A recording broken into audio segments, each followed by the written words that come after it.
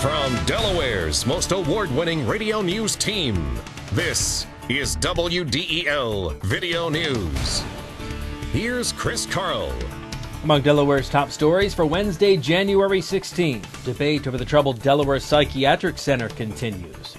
Police charge a reverend with sexually abusing a child. And an appeal to avoid an Amtrak strike. Here are the details. The Legislative Committee looking into the operation of the Delaware Psychiatric Center is close to wrapping up its report. WDEL's Carl Konevsky with the latest.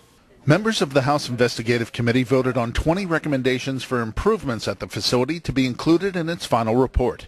Majority Leader Dick Cathcart chairs the committee and says a major recommendation calls for changes in oversight. The committee felt by its vote that the DPC should be ran by a separate entity that would oversee that operation as opposed to the oversight of Health and Social Services. State Representative Bethany Hall Long, a Democrat from Middletown who served on the group, says an important suggestion calls for creating certification for attendants working at the facility. What we'll be doing is putting in place not only standards and safety measures and educational platform and training, but we're going to actually give incentives to those who are providing a lot of the care, career development tools as well. In addition to the recommendations, Cathcart says the introduction of the report states senior leadership of the facility and the Department of Health and Social Services are ultimately accountable for the condition. It's up to the governor to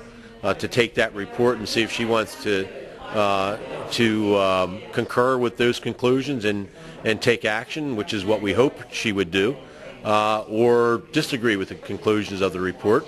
And take no action. Democrats on the committee circulated changes to that introduction, which Cathcart considers drastic but not formally presented. He says if the new language is officially proposed, he'll be forced to call the group together again before the final report is released on January 24th.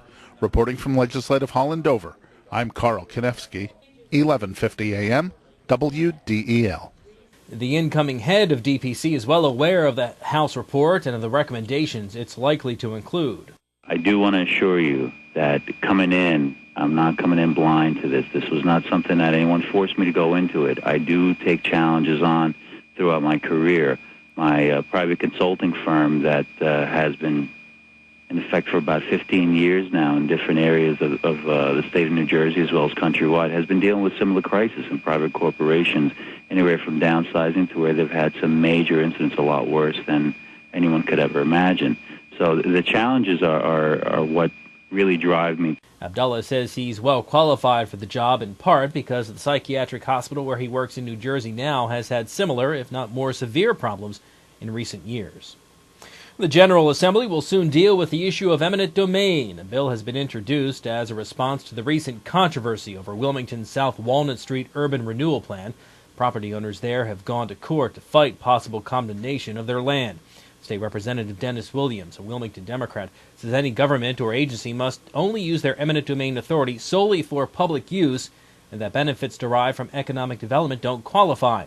The legislation says public use means land used by the general public or public agencies, land used for the creation of public utilities, or where eminent domain removes a public nuisance. A retired reverend from Newark is under arrest, charged with sexually abusing a 9-year-old girl. 67-year-old Paul Hayes of Fantasia Drive faces 3 counts. 2 weeks ago, the victim was taken to A.I. DuPont Hospital after telling a family member she was sexually abused by Hayes.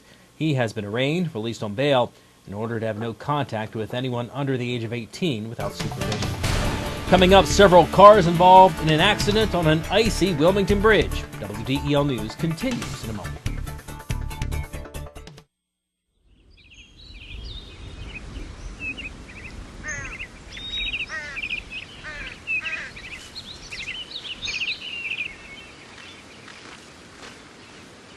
As you look for your college experience, make sure you look at Wilmington College, your key to success.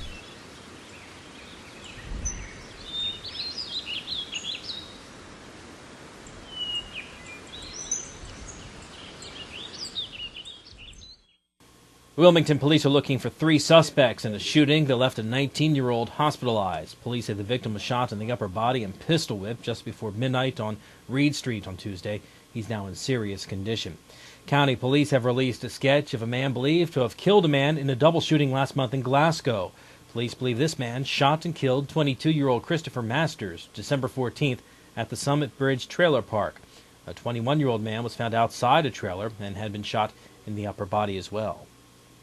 Wilmington police have released these pictures of a man robbing a PNC bank branch at 9th and Market Streets last Friday. The suspect is between 5.5 feet tall and 5'9", about 155 pounds. If you have any information, you're asked to contact Wilmington detectives. State police have charged an 18-year-old in connection with one of two multi-vehicle crashes on Wilmington South Market Street Bridge yesterday afternoon. Police say Jordan Robinson's SUV slid on the icy bridge deck, hitting a dump truck. 3 cars then slammed into one another. Robinson was charged with careless driving.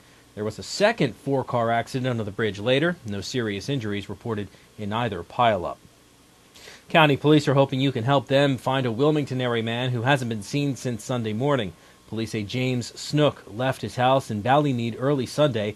His car was found on Tuesday parked on Creek Road not far from a stream. Police dogs lost Snook's scent at the water's edge. His wife told police her husband may have been depressed when he left home. Congressman Castle's urging both sides to compromise to avoid a possible Amtrak strike. Castle hosted meetings yesterday between Amtrak and union officials to discuss issues standing in the way of a new contract for workers, including wages, health care, and work rules. 8 unions representing Amtrak employees, including hundreds of workers in Delaware, are prepared to strike if both parties don't agree by January 30th. The Sixers snap their streak. WDEL Sports and your Delaware AccuWeather forecast coming up.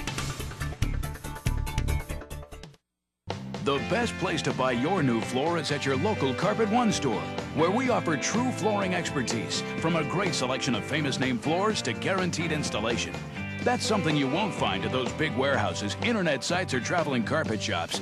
And with our 1,000 store buying power, we offer you the best warranties and the best values in flooring. Carpet One, the one store for your perfect floor. You're the one, you're the one. I'm Peter MacArthur. I'm Melanie Armstrong, and here are Delaware's top stories at the top of the hour. The most complete coverage of the news that matters in Delaware. Every weekday morning, 5:30 till 9 on 1150 AM WDEL. In WDEL Sports, the Sixers ended their 7-game losing streak by rallying from a 16-point second-half deficit last night to beat Houston 111-107. Andre Miller scored 26 points to lead the Sixers. Samuel Dallenberg scored to put the Sixers up 107-104, then blocked a shot before adding a pair of free throws that clinched the win. The Sixers' road trip continues Friday night at Boston. Your WDEL Delaware AccuWeather forecast, mostly sunny today, a high of 42. Tonight we'll see increase in clouds, a low 25. Tomorrow, cloudy and cold, some rain or wet snow late in the day tomorrow, the high of 40. Get news updates throughout the day, Delaware's top stories at the top of the hour on 1150 a.m. and get WDEL News text alerts sent right to your cell phone. Sign up here at WDEL.com. I'm Chris Carl. Thanks for watching.